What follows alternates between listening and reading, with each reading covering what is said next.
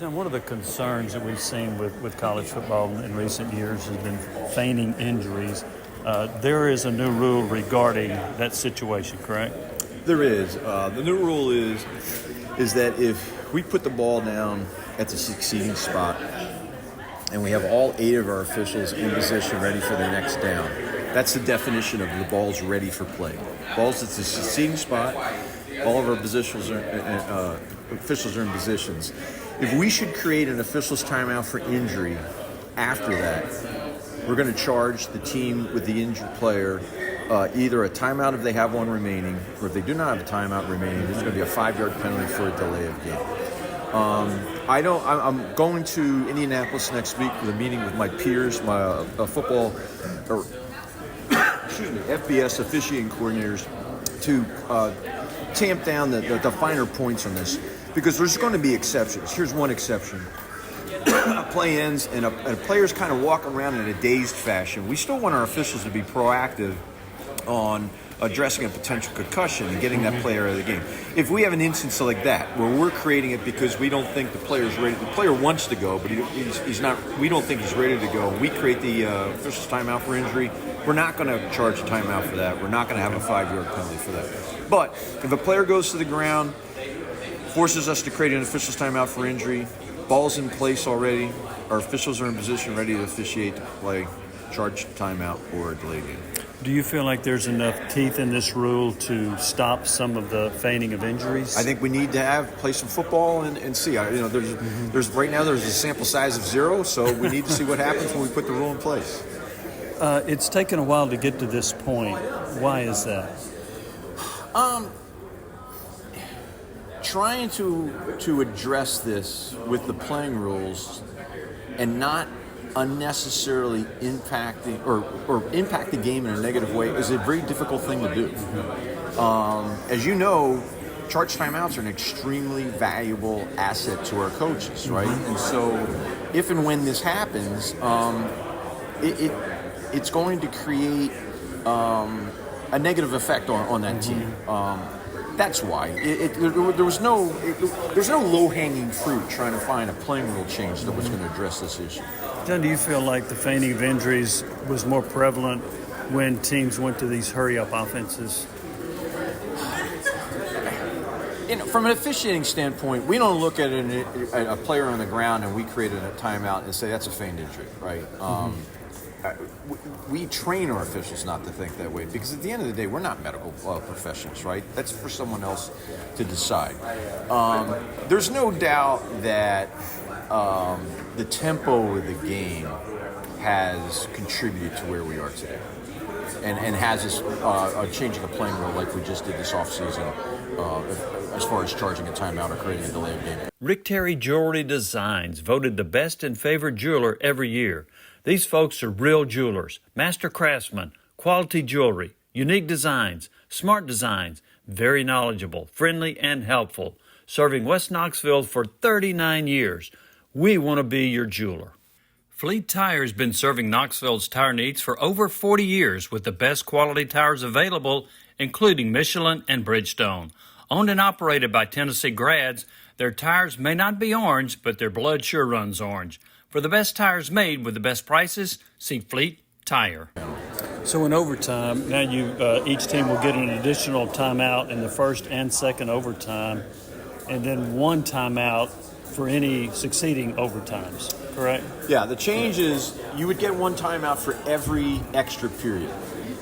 The change is now you get a timeout for the first extra period, the second extra period, and then should we get to a third extra period, you have one charge timeout for the remainder of the game, no matter how many more extra periods are played.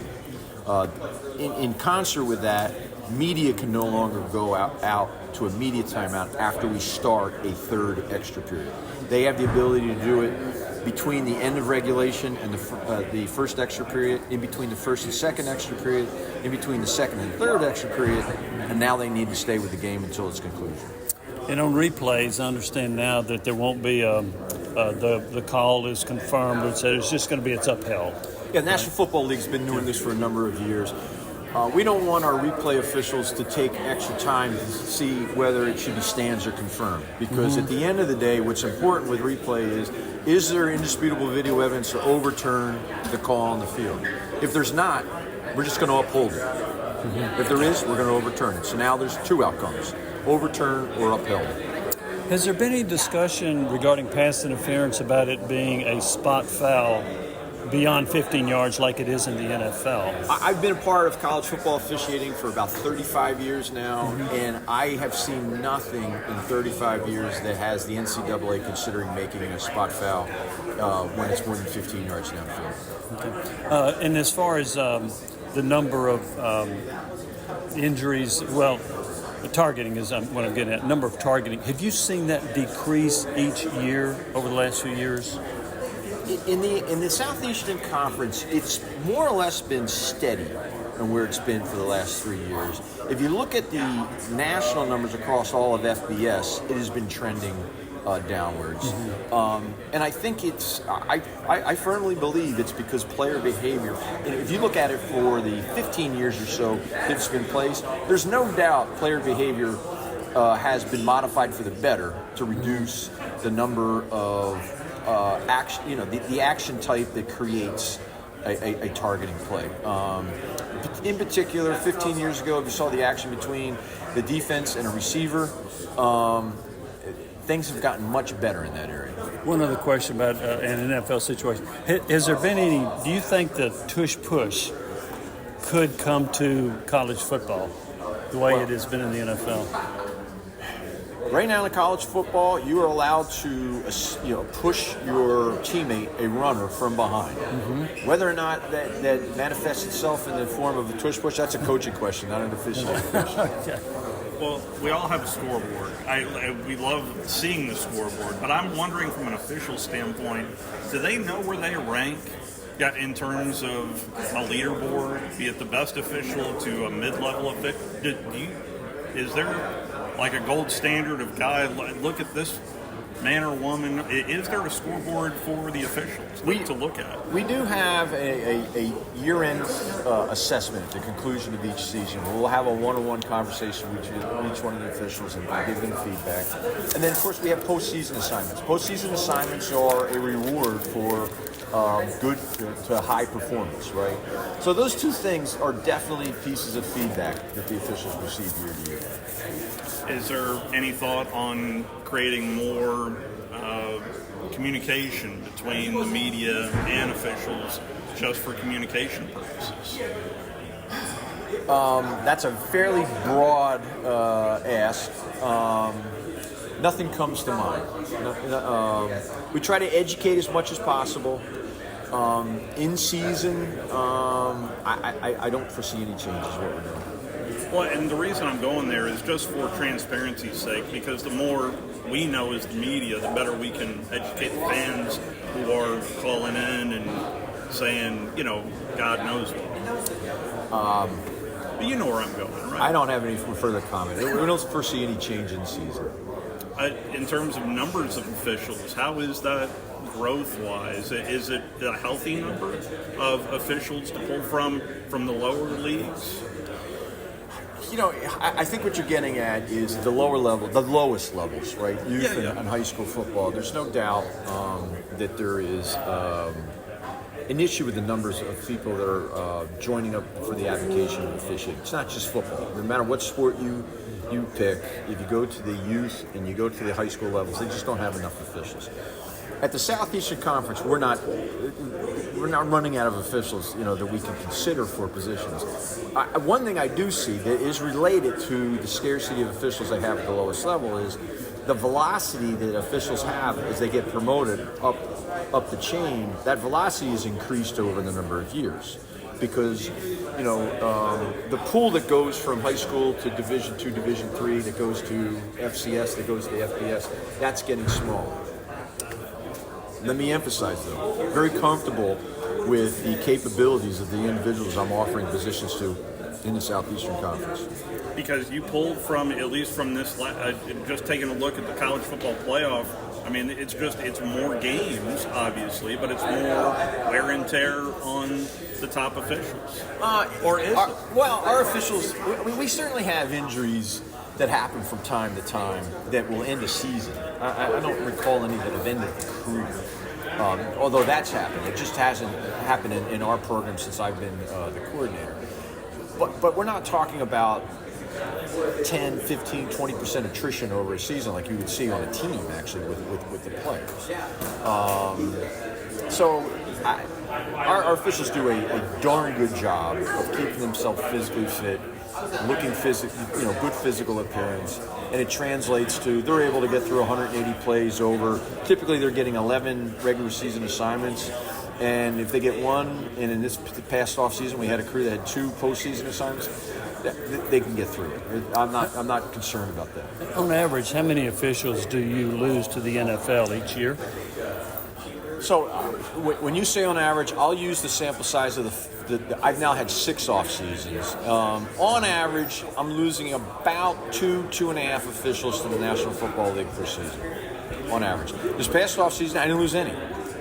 But I've had an off season where I've lost 4, I think, in one off season. So about 2.5 a year is the average. Finally, replay. It just feels like that role changes. But you tell me, should replay be implemented more in the sport of like dead ball fouls, or it should be used more for stuff that is concrete? You know that video can give you the answer to the question. In the 5 years I've been in this position, I would say the area that I've seen the most improvement and getting to a steady state that's a high level of performance is our replay. I think we're in a really good place. I think we have we have enough reviewable aspects of the game. I don't think we need to be adding more. Right, and I think from a accuracy, if we stop the game and review, are we coming with the correct outcome? And efficiency, are we stopping the game when there's compelling video evidence to do so, and not stopping the game if there's not compelling video evidence, and then getting to a decision in under 2 minutes? We're doing pretty darn good in those 2 areas. Can we always improve? Yes, particularly in the efficiency. We don't measure necessarily the average time we're in a review as much as we measure the number of reviews that are more than 2 minutes. And that particular metric, I would like that to get lower. But I think we're in a really good place with a replay, both from the standpoint of how the playing rules spell out what you can and can't do, and as far as the training and development to help us be the highest performers that we possibly can be. Any challenges coming? Did coaches even ask for the capability of challenges like they do in the game? Coaches do have the type capability to challenge. What we don't have in the game is the only way you can get this play review is challenged, right? Yep. That's the difference between us and the National Football League. But no, there's been no changes there year over year. Replay is, like I said, I used the word steady state earlier. It's pretty much in a steady state right now, and it's a good thing. It's not status quo where we're suffering average to middling results, right? We're doing really, really good in replay compared to maybe where we were. Replay's still fairly new, right? 2005 was the first season that most major FBS conferences had it. So just had our 20th anniversary there, and the first 10 years was like what works and what doesn't work. And the last 10 years have been us, all right, we know what works, so stay away from the stuff that doesn't work, and I think we're doing a pretty good job. The NFL has an expedited replay now and then. Is that in college football as well? The college football playing rules allow you to do what they call an expedited review. You don't see it as often in the college game, admittedly, but we do have the ability to do it. Okay. Thank you. You're very much welcome, guys. Good to see you. Good to see you. Thanks. Thanks, sir. Yep. Gambusa's Barbershop, Knoxville's award-winning barbershop where traditions and trends blend. You can get classic cuts to razor-head shaves to contemporary styling, all at a great price. You'll leave feeling great and looking even better. Gambusa's Barbershop, where men belong.